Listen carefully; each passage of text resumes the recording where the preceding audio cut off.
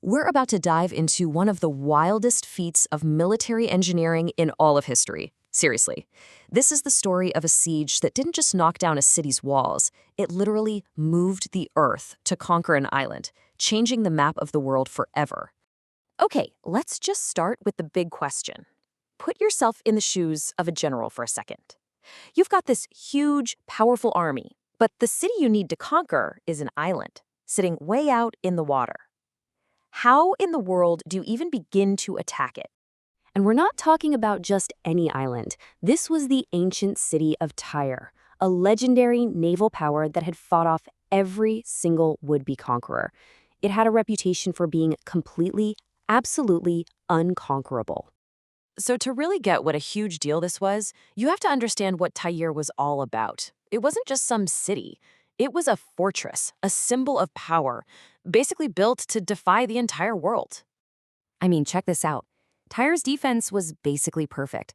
It was a half-mile off the coast, so no army could just march up to it. Its walls were massive, soaring right out of the sea. And the real kicker? Its navy was the best around, controlling all the water. No enemy fleet could even get close. For centuries, this place was untouchable. But then, in 332 BC, a guy named Alexander the Great showed up. And when he was faced with this impossible naval problem, he came up with a plan that was, well, it was something no one in their right mind could have ever seen coming. You see, all the conventional wisdom said you'd need a bigger, better navy to even have a chance against Tyre. But Alexander's fleet just wasn't strong enough, so he didn't even bother trying the normal approach. That's right, you heard me. If he couldn't sail his army to the island, he decided he'd just bring the land to the island. This was the start of what our source calls his engineering madness. He was going to build a bridge, a massive causeway, straight through the sea. So how on earth do you even do something like that? Well, step one, his army completely demolished the old city of Tyre on the mainland to get all the rubble and timber they needed. Then they started the slow, brutal process of building a land bridge, what's called a mole, out into the ocean, just sinking tons and tons of stone and wood, all while the Tyrian navy was constantly attacking them. So you gotta picture this. This wasn't just some big construction job. It was a full-blown war being fought on two fronts at the exact same time, against the sea itself and against the entire Tyrian military. It was this insane daily battle. On one side, you had the sheer manpower of Alexander's army, just hauling and dumping endless supplies.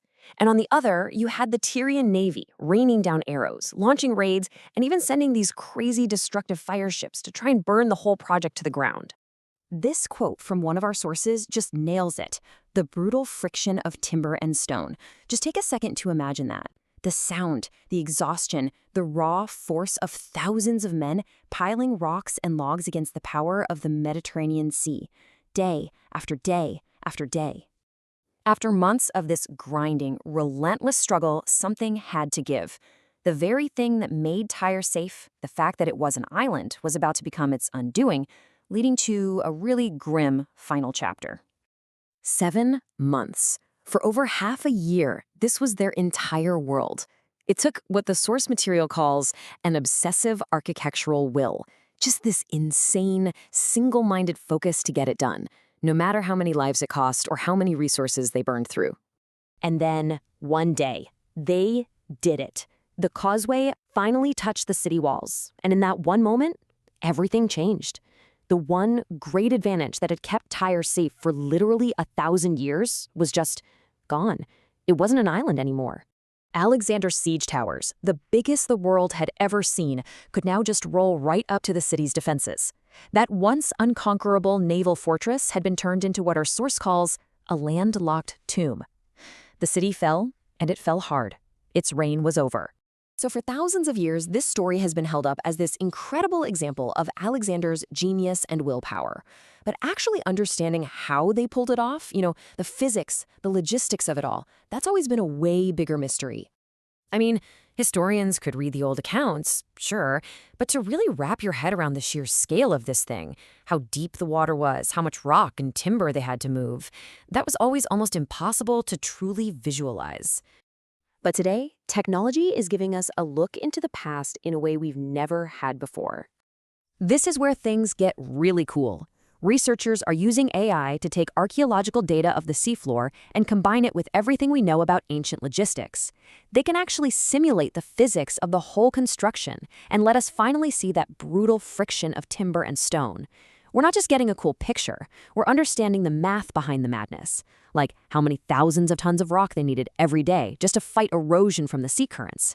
We can finally visualize the sheer scale of that 7-month-long engineering madness. And all of this leaves us with one last big question. If we can now reconstruct and actually see one of the most impossible engineering projects in history, what's next? What other legendary feats that we've only ever read about in old books are we about to see with our own eyes?